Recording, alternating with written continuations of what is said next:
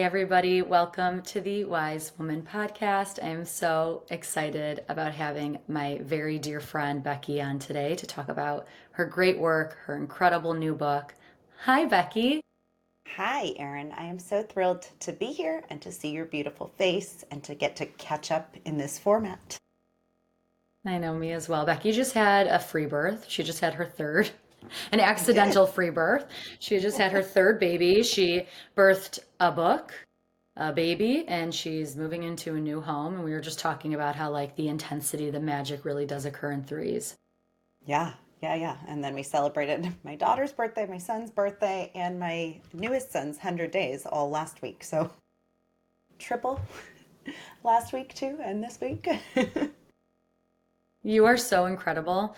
I so like I shared in the intro, Becki is a major expander for me. We are very dear friends. My husband John loves your husband Byron, me as well, and our kids are just so in love with each other and get along so well. And the greatest thing is our deep love and connection over food, community, Yes. authenticity. And I really want to let's begin talking about the book because we can share that with the world and then we can talk about your great work. So tell us a little bit about Naturally Nourished Kids, this gorgeous new cookbook that I've been sharing with my audience. Yes. So this book is a co-authored project between myself and Allie Miller, who is not joining us today, but she is an incredible wise woman herself, a mentor and dear friend to me, and really got me into this world of functional medicine. We had worked on two books together collaboratively prior that I had photographed and helped recipe test. And in 2020, it was like, the dark times, the COVID season. I was pregnant with my first son, and we were walking in her neighborhood, and she was like, "Hey, I think the next book needs to be like a completely collaborative, co authored book, and it needs to be for kids." And I was like, "I've wanted to do this my whole life. Like, yes, I'm a hell yes for that."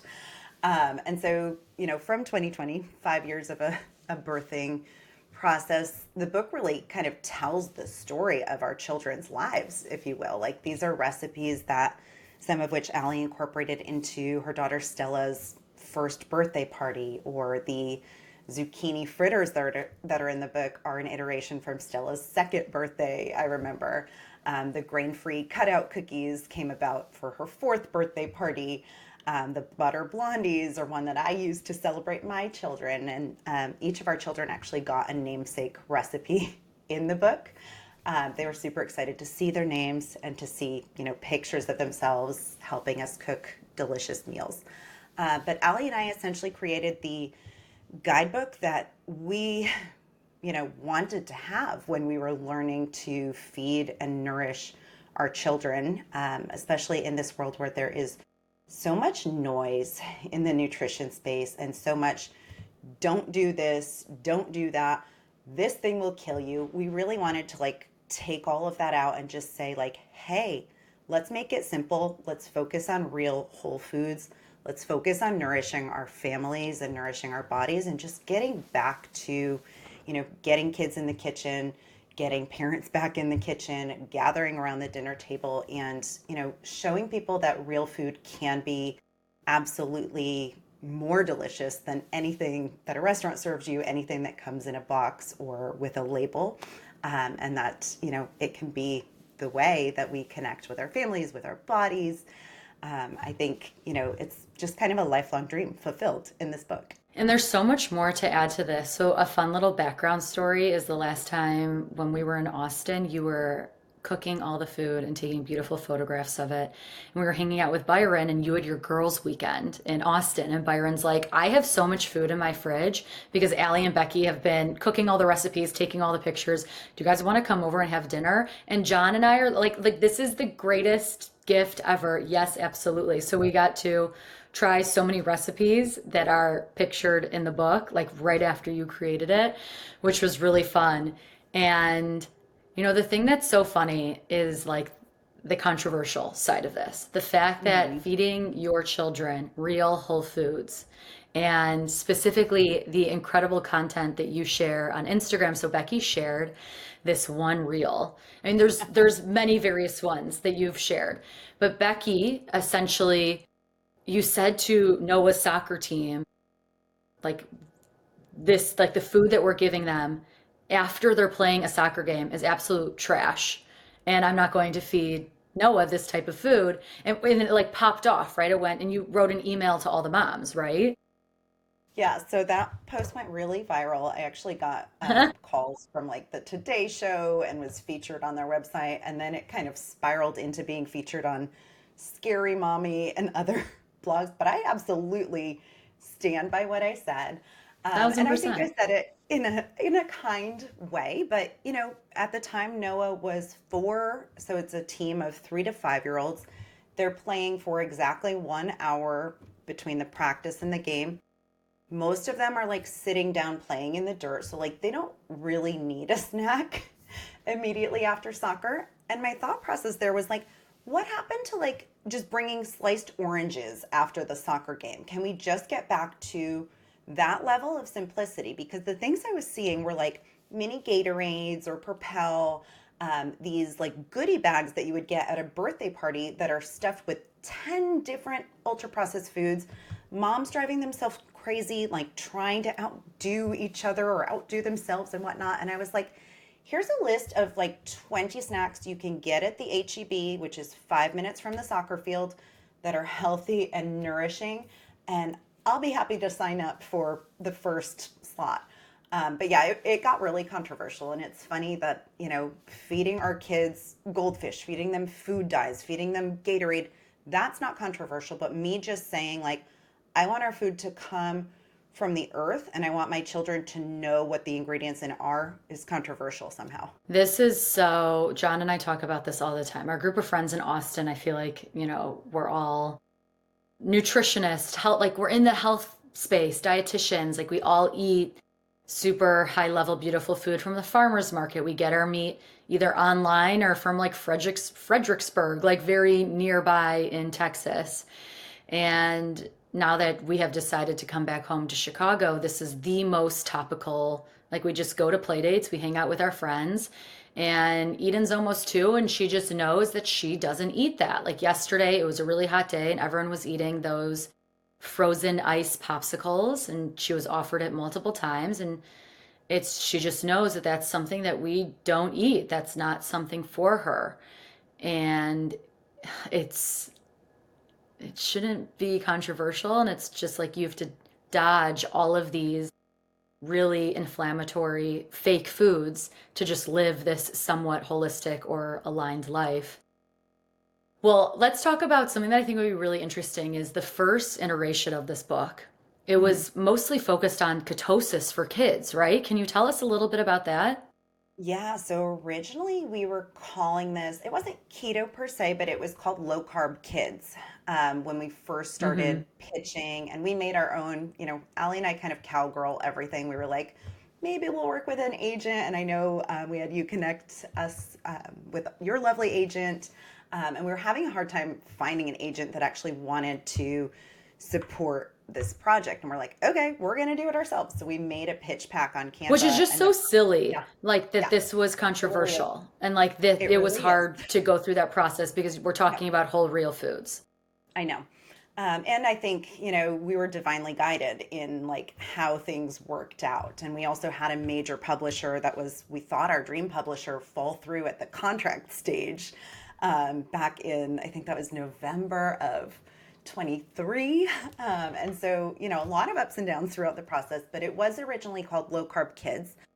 Not necessarily with the intention of getting all kids into keto, but just understanding that the standard American diet and the recommendations that are out there by the American Academy of Pediatrics and, you know, the American Dietetic Association are recommending at least twice, if not 3 times the amount of carbohydrate that we think our children and adults as well should be consuming. And so, the idea of low carb kids was more like a low glycemic approach, if you would. So, keto could be used for sure in children with epilepsy. And that's actually how that diet originally came about. It's very therapeutic for epilepsy.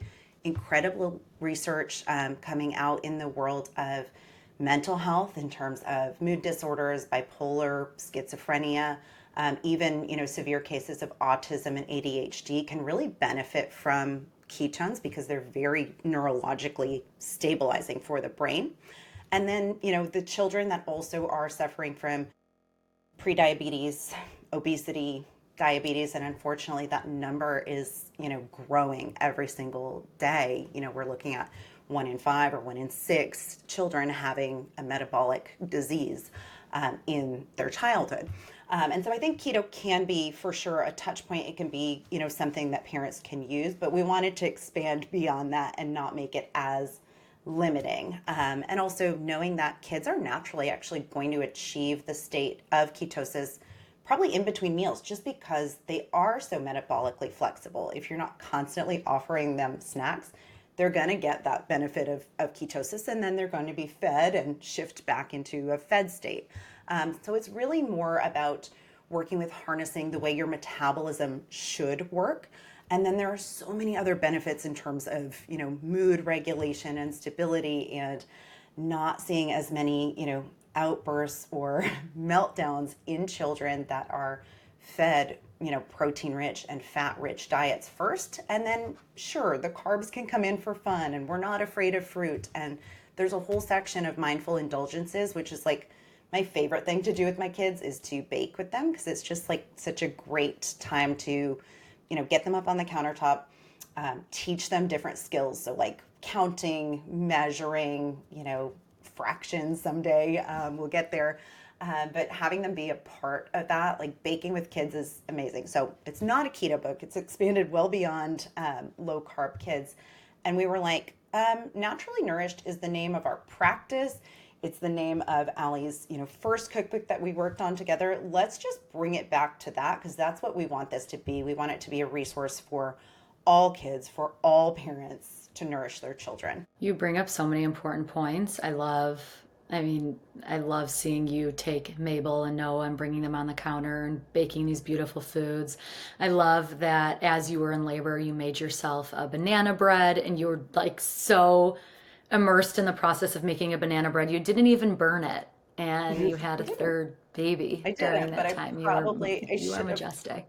yeah, I should have called the midwife like I sh- before I put the banana bread in the oven. I waited until after. So here's that. You are majestic. I love that so much. Becki, it's so good.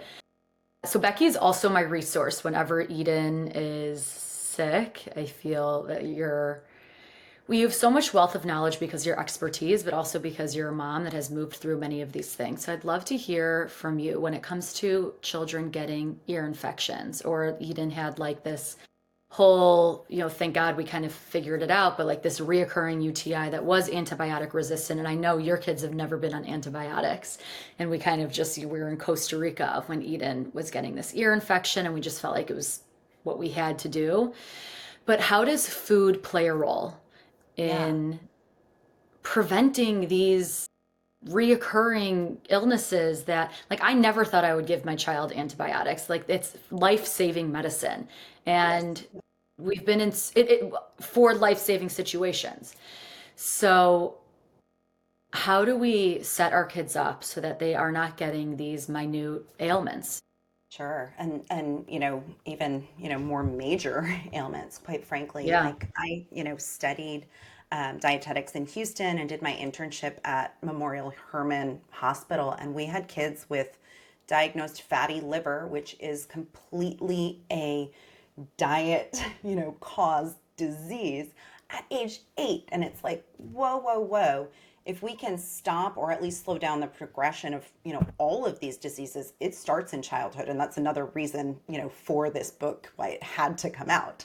But I think, diet is key and it's the foundation, right? So eating an abundance of antioxidant rich fruits and vegetables, getting ample Protein is so essential for immune function. And I think we think about protein as like muscle and growth, and that's all really important. And that's like how I get Noah to, eat a little extra protein. I'm like, dude, look at your muscles, and he knows that's one of his grow foods. But protein also is going to help us to regulate our blood sugar. And when our blood sugar is more regulated, our mood is more regulated, which is great, but also our immune system is going to function optimally. So protein actually helps us to create antibodies to fight off disease. And we're going to see that children who aren't fed a whole bunch of inflammatory foods are going to recover so much faster when they do get ill. So, my children do get sick for sure. They are in a school program, but they don't have the constant, barrage of runny nose. They haven't, to my knowledge. I think we had one almost ear infection that I treated with the garlic mullein oil and red light therapy and massage and kind of busted out all the tools. But I think that foundation of, antioxidants, protein is key, and then bringing in, immune supporting foods as well. You'll probably notice in the book that we put bone broth in literally everything. Bone broth is such a great food for kids, but having them like sip on, hot liquid is a little bit iffy to start with. And then the flavor might not be their favorite thing. And so we have Noah's blueberry bone broth smoothie that I use as a base to sneak in like a capsule of, our Bio-C Plus when he's sick, or a capsule of our Cellular Antiox, which is NAC and glutathione, which is going to thin, mucus and phlegm. Or we can put bone broth in a popsicle. So having those on hand for immune season, this is like a PSA to all moms to like go and make bone broth popsicles. And then you have that like soothing, you've got a popsicle delivery. It's fun, but it's also going to be incredibly soothing for ear, nose, and throat, and, help to prevent illness, but also help them to recover a lot faster. One of my greatest anxieties and obstacles is trying to sneak supplements into Eden's food. And I try to do it Eden will drink meat stock and bone broth. Like we always have it in the house. We do a little cheers. And if I can sneak in a probiotic or GI Immune, which you told me to get for after using antibiotics to support Eden's gut lining. And then I make like a beautiful yogurt and I get all the supplements in and she doesn't eat it. Or I like put it in the bone broth and this is like the one time she doesn't sip it. And I get so anxious about these beautiful supplements that are just sitting there that I really want her to consume and she doesn't consume it.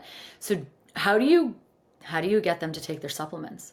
Yeah, so I think part of it is she's two. So like probably some level of like just incorporating it and sneaking it into something, but also like as she gets older and she's old enough to understand a lot of things right now, I think empowering her with the information of like, this is why you take this, this is what it does for your body. And so, our kids are on what I consider to be our foundational formulas all the time, which is, a methylated and chelated multivitamin. We have our chewable multi-avail kids, and I can provide links to any or all of this for your listeners. We have our Kids Biotic, which is a really good tasting kind of sour grape flavor chewable probiotic. And my kids have been taking those. I believe I was cutting them into quarters for Mabel before age 2, probably like 18 months or so. So that's just ritual. That's like every day, look, mommy takes her supplements. I go get supplements for daddy. We all take them together. These, supplements are going to bless and honor and nourish our bodies. They're going to help us grow big and strong, and they're going to help us fight illness. Or, hey, probiotics help the good buddies in our belly to fight against the bad guys when we get a bellyache or when we get a cold or have a sniffle. So giving them a little bit more of that why. And then, they also take an EPA DHA liquid fish oil every day. That one I just kind of have to like shove in their mouth and have them take a sip of something they really enjoy afterwards. So whether it's a smoothie or we've been doing chocolate milk with raw milk and this like delicious date chocolate syrup that I found. It's so good. I think it's the Date Lady that makes it. So they can have that right after. And then they also take their liquid vitamin D, which is pretty flavorless, and they actually enjoy taking it for whatever reason. So I think empowering them for the foundational stuff. And then, we'll do a concentrated bite of like vitamin C and the NAC glutathione capsule, cellular antiox that I mentioned, mixed into honey and make it as small as humanly possible. We actually have a video on our YouTube of how we make this medicinal honey, but the honey, masks the flavor, makes it sweet.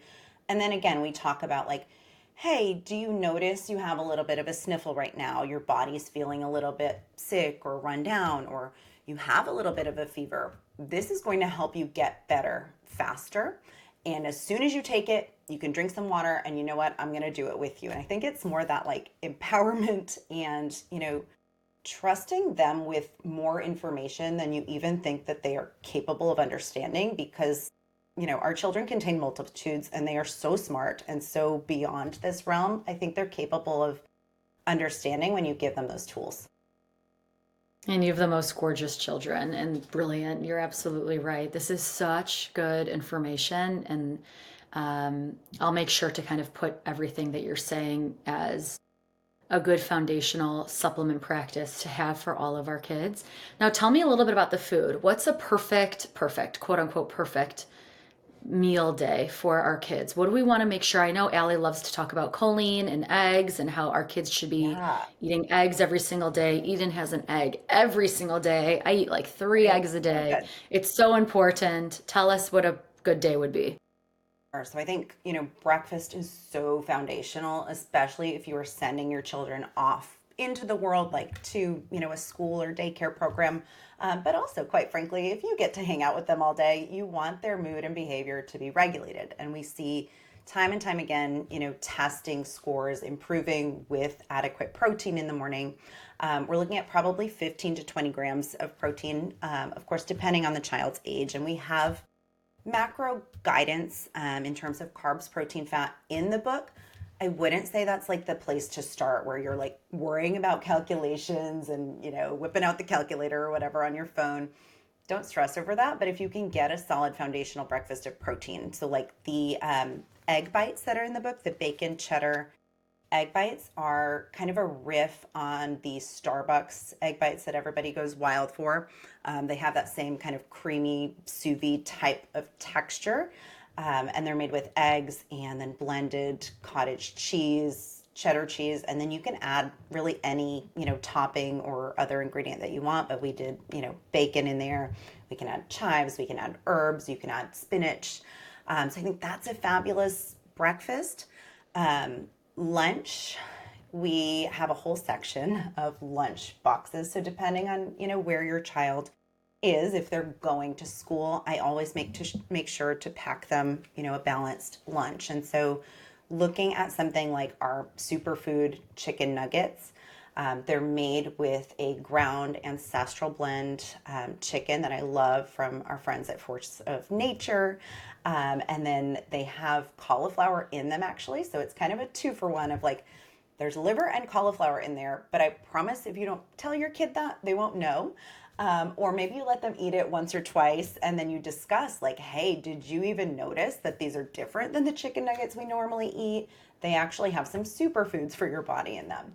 But I love those for like a quick reheat lunchbox, whether you're at home or at school. And that's a great thing you can prep ahead of time because I think, batch cooking, kind of paying your future self in that way is a really key component of like making this all a reality. You don't want to be in the kitchen for 3 meals a day every single day, most likely. That would be wonderful, but I don't know who has time for that. So superfood chicken nuggets, and then maybe we pair that with a couple of colors. And I love letting kids guide that conversation of like choosing their fruits and choosing their vegetables from selections that you have in the fridge. So we don't want to ask our kids like, hey, what do you want for lunch? We want to say, I have cucumbers or crunchy bell peppers. Which one would you like? And would you like them sliced, or would you like them whole?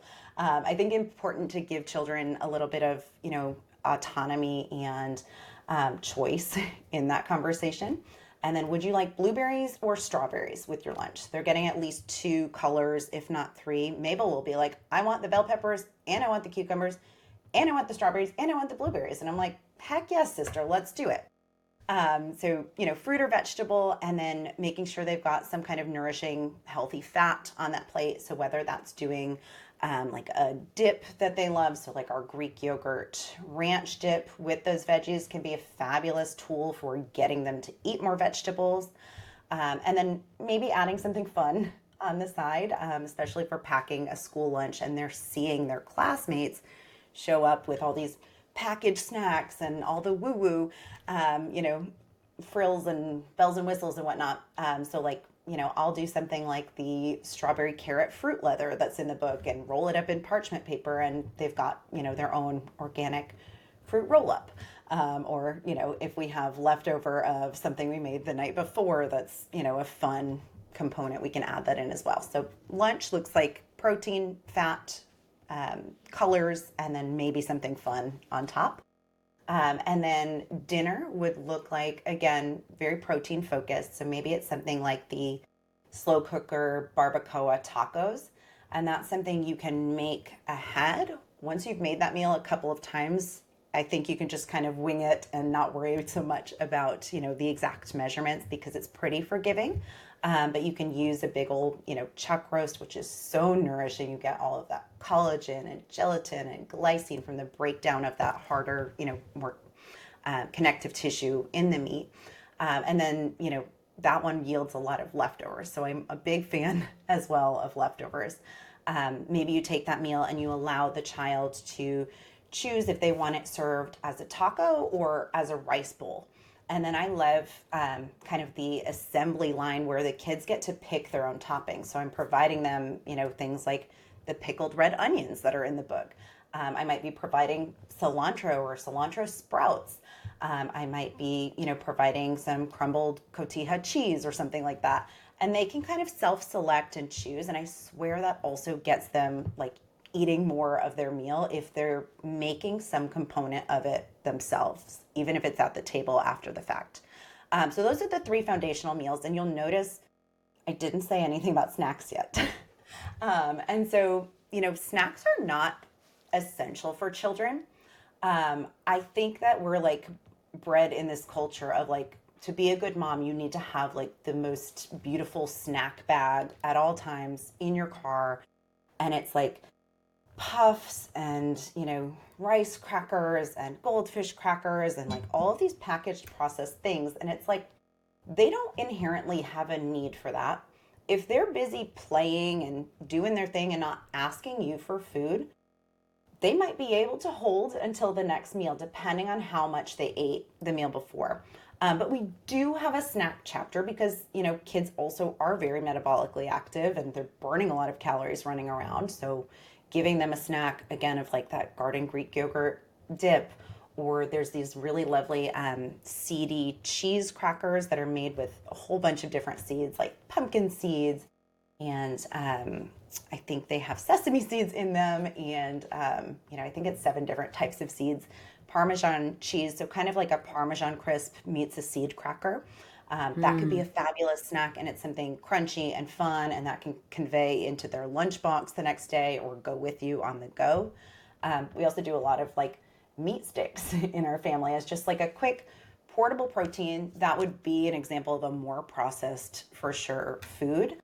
But really anchoring those snacks also in fat and protein. And if you are serving a carb for a snack like a fruit, making sure that you're pairing it with protein, like meat, cheese, or maybe a nut butter for dipping so that they're going to achieve more balanced blood sugar and stay satiated for longer. So that's my long-winded answer of like what a beautiful day for our children could look like.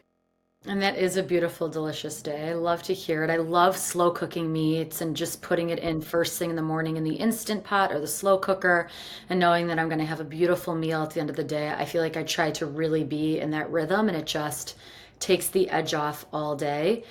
Becki, your wealth of knowledge, and I feel so grateful to have you as a resource. I know I say this to you all the time and love having you and Byron and the kids in our lives. You are also really inspiring about how you are nourishing yourself postpartum. So you just had Otto, you had your third baby, you had this beautiful home birth where you almost had Otto on the toilet, which you can tell us about should you desire. And what are some things you're focusing on to nourish yourself postpartum? Yeah. Yeah, yeah. I mean, the birth story it was fast and furious. And yes, I was at one point yelling, I don't want a toilet baby. And he like came within 10 minutes of me saying that. You kind of go a little bit crazy when you're in transition and say all sorts of things like, I can't do this. Or if you're at the hospital, you're like, I want to go home. Or, I can't do this. Or you're screaming, I don't like you to your husband. Then you have your beautiful baby like 10 minutes later and it's all good. But this postpartum season, I feel like the third time has been a charm and, knock on wood. But I really leaned into making sure I was set up for success, making sure my husband was set up for success because he was the primary one doing, most of the cooking. My mom came down for 2 weeks to help with baby Otto, I think at the 2 week mark when Byron went back to work. But I really focused on some of the nourishing traditions that are taught in like the first 40 days, which is, many cultures celebrate that time of motherhood as just a time of like warmth. You're staying home. Depending on the culture, you might not be allowed to like take a shower or wash your hair. Or my mother-in-law, who's Korean, every time she saw me without a sweater and socks, she's like, you need to put on sweater and socks. And I'm like, I live in Texas. It's 100 degrees outside. I can't do it. I just had a summer baby. But the food kind of follows suit, that we want things that are more deeply nourishing and warming and grounding versus things that are cold and raw. And so bone broth, back to that. I actually made quite a few of the soups in Naturally Nourished Kids and froze them for myself ahead of time. So if you have time to do that, that can be a great resource, whether, you're postpartum or just have a busy life and need like a quick reheat meal. So like the chicken pot pie soup and the broccoli cheddar soup, I had pints of those in the freezer. The tomato basil soup I had labeled. And so I, could have my husband just kind of whip one of those up in a flash and just reheat it. I also gave Byron a menu for me. So I was like, these are the 3 drinks I need you to offer me on rotation. So whether it is, our You Glow Girl tea, which is a lovely decaffeinated hibiscus and rooibos tea, whether it is coconut water or bone broth. Those are like my 3 that I want like at all times in the kitchen, on rotation, on demand, like a restaurant. And then I gave him, 3 different nourishing breakfasts that he could reheat from the freezer, like the egg bites from the book, like the pumpkin everything bagels from the book. And I had those with smoked salmon and cream cheese. It was incredible. And then for lunches, he did a lot of other like bone broth based soups. So there's a Korean soup. It's like a beef and seaweed soup. The name is escaping me right now of what it's called, but actually I've started to see like some brand is taking it, of course, and trying to, sell this as a postpartum tonic and whatnot that can be made ahead of time. And, we need to get back to like making things in our own kitchen. But anyway, I digress. Um, Yeah, yeah. yeah. So, nourishing soups, tons and tons of bone broth, lots of that connective tissue based meat. So things like chuck roast or, pork shoulder, things that cook low and slow and are going to help you to literally rebuild from the inside out. And I feel like that was a huge part of why my postpartum this time I had a lot less, emotional instability. I feel like, I've been able to kind of re-enter, I don't like the word bounce back, but just re-enter the world a little bit, easier, transition a little bit easier, and just stay nourished and really focusing too on adequate calories, like not worrying a tiny bit about, what my body looks like right now or how my clothes are fitting because I know that will come. I know, all of the tools are out there, but I'm not trying to like get into ketosis and fit back into my jeans in the first 6 weeks. I'm trying to honor and nourish and make sure I can make enough milk for my beautiful baby. As we're having this conversation, there's like so many different questions I want to focus on and add in here. Something that Becki shared is that her husband Byron's Korean. And I remember every time we've come over, we eat the most amazing food. Byron has this genius around smoking meat. When we went to Noah Mabel's birthday party years ago, it was this insane brisket where John and I was pregnant with Eden, and I was just like, I'm eating the greatest food ever. This is so incredible. And then we came over for brunch a couple weeks later, and Byron made his kimchi pancakes, which Oh, yeah. are absolutely outstanding. So I feel like a Korean influence made its way into the cooking book. It did. Specifically, the bibimbap was a recipe that I really like fought to have in there. It is probably the longest recipe in terms of the ingredient list, but I make the caveat in the intro of that recipe that like you don't have to do all the things. So what bibimbap is it basically translates to mixed up rice, right? And so it's a rice bowl that you top either, regular rice, white rice, or you can do cauliflower rice if you're trying to, keep things lower carb. Top it with some kind of delicious meat. So we did a marinated steak in that instance, but you could also absolutely do like ground beef or ground pork. It's very versatile. And then again, it's one of those choose your own adventure type meals where you would provide some sauteed spinach that's been seasoned with, sesame seeds and either soy sauce or coconut aminos, some sliced carrots and cucumber for crunch. If you have an older child who's into spice, we did kind of a diluted gochujang sauce that can go with it, but not necessary. And my kids like don't want the red spicy sauce. And then we can add things like fermented pickled garlic or even kimchi for children who are open to spice. We wash our kimchi off, like we wash the spice off of it, and my kids love it that way. It's more like sauerkraut that got a little bit of Korean influence. But that recipe in particular is probably the most Korean influenced, and my kids love making that. It's a really, really fun one. I think it's so funny that Mabel and Noah don't like spicy. They're getting there. Mabel actually is more, Yeah. she's more adventurous and more open to it than Noah is.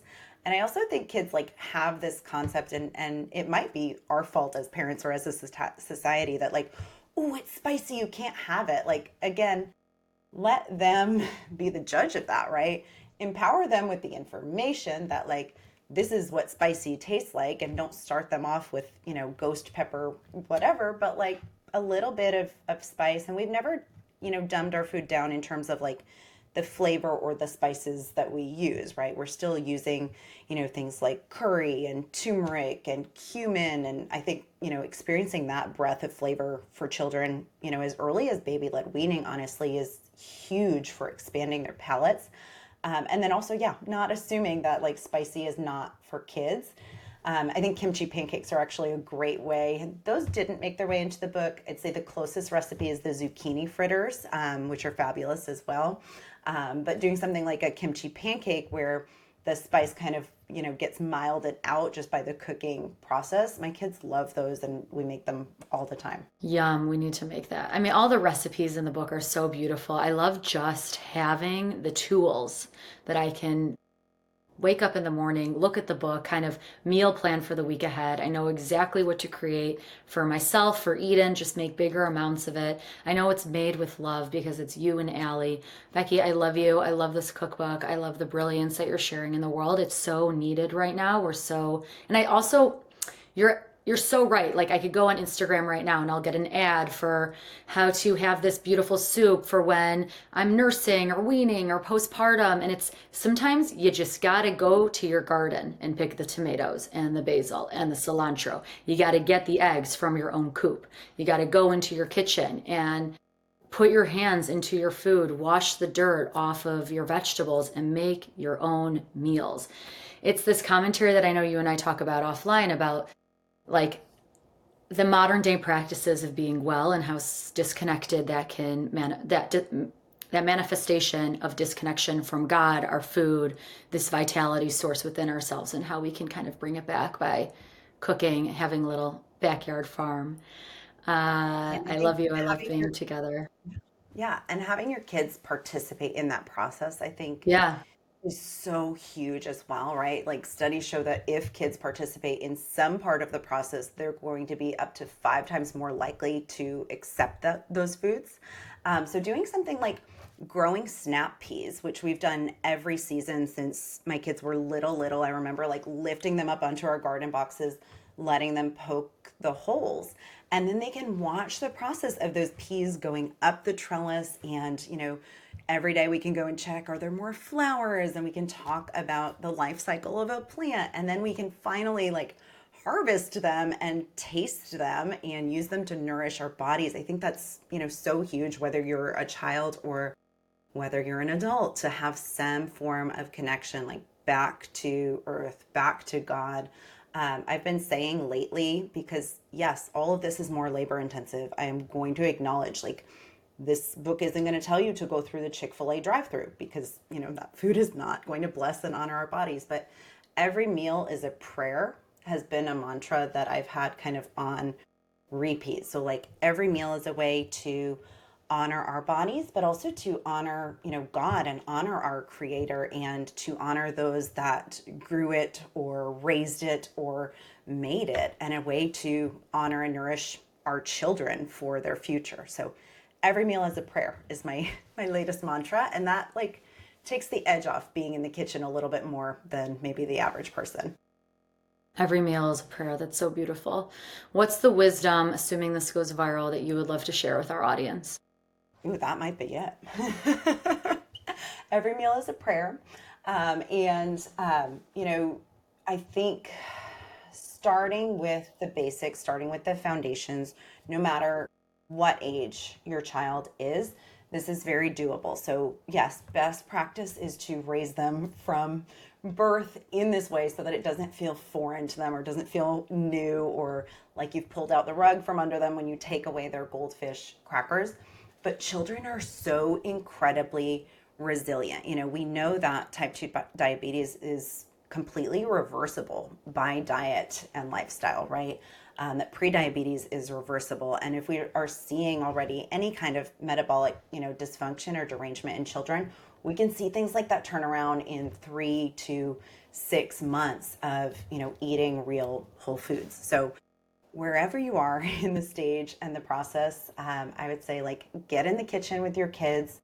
Start slow. Start with, if you're not cooking at all, start with making one slow cooker meal a week and expand out from there. It doesn't have to be perfect. It doesn't have to be all at once, but you do have to do it. I love it, Becki. And I think a slow cooker meal is a really good place to start because it's literally just throwing the meat in, adding in some spices, and not looking at it for like 6, 8, 10 hours. Yeah. How And can then we we have find you and where can we buy the book? yes. So I am on Instagram, Becki URD. So it's BECKIYOO, and then the letters RD. Allie is on Instagram, ALIMILLERRD. Our website for all things, including our supplements and working with us as a client, shopping our functional medicine labs and consults and programs, that'll be found at alliemillerrd.com. The Naturally Nourished podcast and YouTube channel are on all of the major outlets, Spotify, all of the places. And then the book can be found at all major book retailers at this point, which is really exciting. I walked into a Barnes and Noble and we found my book on the shelf, and it was like such a pinch me moment, which I'm sure you know from writing your own book as well. But the book's on Amazon. The book is on, barnesandnoble.com. Amazon, I already said that, Walmart, Target, all of the places. Beautiful, Becki. It really is a pinch me moment. I'm so excited for you. I love this book. I love being present with you. I will share in the footnotes all these beautiful resources. Thank you so much for being on the Wise Woman podcast. Thank you, Erin. This was so much fun.